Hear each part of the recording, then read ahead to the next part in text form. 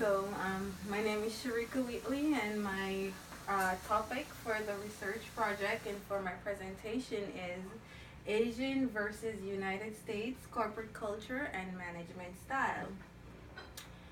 Now, when you think of culture, what comes to mind? If your answer is food, customs, art, and music, then you're on the right track. To be exact, culture is the characteristics and knowledge of a particular group of people encompassing language, religion, cuisine, social habits, and music. So let's diverge a little bit further into what my presentation is about, which is corporate culture. So if culture is about the customs and religion, quite frankly, we know corporate culture is about business and the practices within a business in each country and culture. So for the exact definition, we'll find that corporate culture refers to the beliefs and behaviors that determine how a company's employee and management interact with each other to handle business transactions. Now we're going to go in depth and compare the US versus Asian corporate cultures. So, in the United States, for example, in a business meeting, the first thing people do is greet each other. In the US, the norm or the custom is to have a firm handshake, you make eye contact, and you smile. For the exchange of business cards, there's no formal way of presenting. Normally, we use one hand to make the exchange. And when making the business decisions in a meeting, we tend to get straight to the point, or straight to business rather. Punctuality for meetings, US view that as very important. One is expected to arrive at a meeting on time for a meeting to start right on time and for us to get straight into business. When you look at Asia, on the other hand, for meeting someone in Asia, the custom is to bow. You make a bow, the handshake is much lighter than that of the US, and there's little to no eye contact because in Asia, eye contact can be considered to be disrespectful. When you're making an exchange of business card in Asia, it's expected to be done with both hands and a slight bow. Your name should always face upwards and pointing out. When making business decisions in Asia, it tends to take a lot longer than that of the US because Asians believe they have to gain a sense of trust with whoever they're doing business with, and in order to do so, they have to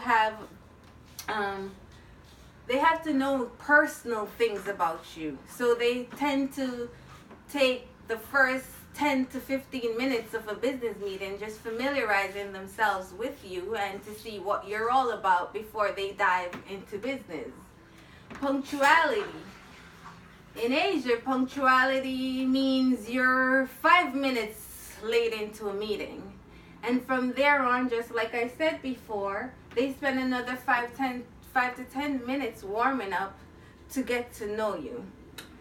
So let's go more into the office culture. In the US, working in a corporate environment or in an office, when given instructions, we tend to get straight to the point. We're very direct. We tell you exactly what we mean and exactly what is expected of you. When we're asking questions, we tend to be very explicit. And we tend to challenge our superior.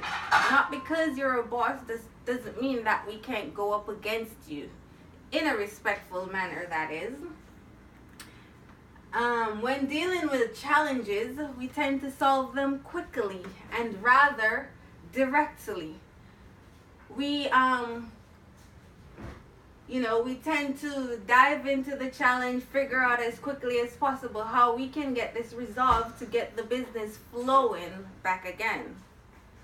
Office relationships. Office relationships in the US tend to be very professional. There's not a lot of personal, not that you won't get to know people personally, but we don't expect you to be too personal with anyone when you're in an office setting. In the US, yes is considered to be, and yes is considered to mean that an agreement is formed. And privacy, we respect privacy in the US. Confidential information should remain as such. Accepting of others. We tend to somewhat be accepting, but we are very angry, for lack of a better word, if our commitments aren't upheld. So even though we may love you, we respect the work more than so much you. Our business goals is to make profit, and if you're going to stop that process, then that's going to affect our business, which in turn is going to make your boss angry, and so on and so forth. In Asia, on the other hand, when given instructions, they tend to be subtle. They're nonverbal. They don't like conflict, so they tend to be, on the direct side and more so lenient towards you. When asking questions, they tend to be so intimidated of their superior, so they tend not to ask so many questions. They tend to just, you say do this, I'm going to do that. They just go with the flow. Handling challenges. They will talk amongst themselves because Asia is more of a collectivism country. So they're more group oriented. So in terms of challenges, they'll talk amongst their peers rather than, bringing stuff up to higher ends. Office relationships. Asian business structure has a close office relationship. They have close relationships. They don't believe in so much professionality. They believe in, I tell you my stories, you reciprocate, and you tell me what's going on with you, and they're very personal. So be prepared for some personal questions that you wouldn't expect in the US, but would clearly expect in Asia. In Asia, not because someone is nodding and saying yes to you means they've formed a business agreement. It just means that they're listening to you. They understand what's being communicated. So don't take it for the US, where when you say yes, that means a business transaction is formed. Privacy. Little to no privacy. They believe that if you're keeping secrets, you're being very rude. So it's so different from the US, where everything tends to be private and confidential, while in the Asian business structure, being private is very rude. Accepting of others. They accept that we're all humans, we're imperfect, and we will make mistakes. So they are accepting of our imperfections. Continuing along with the office structure, expressing opinions in the US, we're direct, we're straightforward. When it comes to group behaviors, we're individualistic. We take actions without advice. We go for what we want. And we don't care who's in our way. We're going to go get that. Emotions. We show a wide range of emotion. You can tell when we're happy. You can tell when we're sad. We just express everything all in our face. Loyalties. They believe in the US, we believe in the organization needs above ourselves, above our needs. While in the Asian office structure, expressing opinion, they're indirect so as to not cause conflict. Their major goal is for someone not to be angry with them. Group behavior, their collectivism. They're comfortable as part of a team. They seek personal and professional advice from people above them, or people that are elder or have so much respect. Emotions. Asians seldomly show emotions. They're polite. They tend to control themselves. You can't read them too much. Loyalties. Their relationships are personal. And they believe in people above the entity. They believe that people is more important than profits, than the organization. Once you get people to be happy, then the organization will in turn benefit. U.S. versus Asian management style. In the United States, managers, they consider themselves to be a part of the team, but you know who is in charge. Because you can tell who's making the moves and all of that, so you can tell who's the boss. Hierarchies, they're flattened socioeconomic structure with fewer hierarchical levels.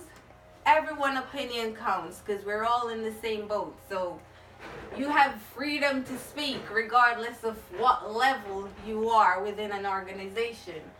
Discipline in the staff. They believe it's appropriate to discipline staff whenever necessary, whether it be in public or otherwise. They believe employees are supposed to put the needs of the organization above themselves.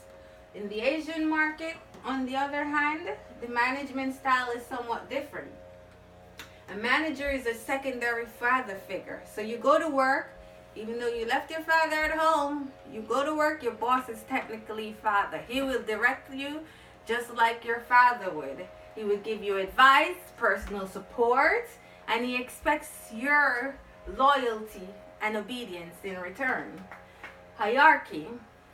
In the Asian structure, it's well defined. The class structure, you know where everyone stands. And this way, the harmony can remain within their structure, and there's no conflict of who's what, and so on and so forth. Discipline and staff. Asian management believes they should rarely discipline staff in public. It's very embarrassing. Other people can feed from that, and it could cause a distraction for the company on a whole. Loyalties. Managements, their relationships are personal, and people are more important than the entity. In conclusion, what we've learned so far is that each corporate culture and management style is different across different regions, and they're all different in their own way, and we should not believe that because we're in the US we're more privileged than that of the people in Asia, but rather what we should gather from here is how best to communicate with with people of different culture in order to do effective business transactions on a cross-cultural basis. Thank you.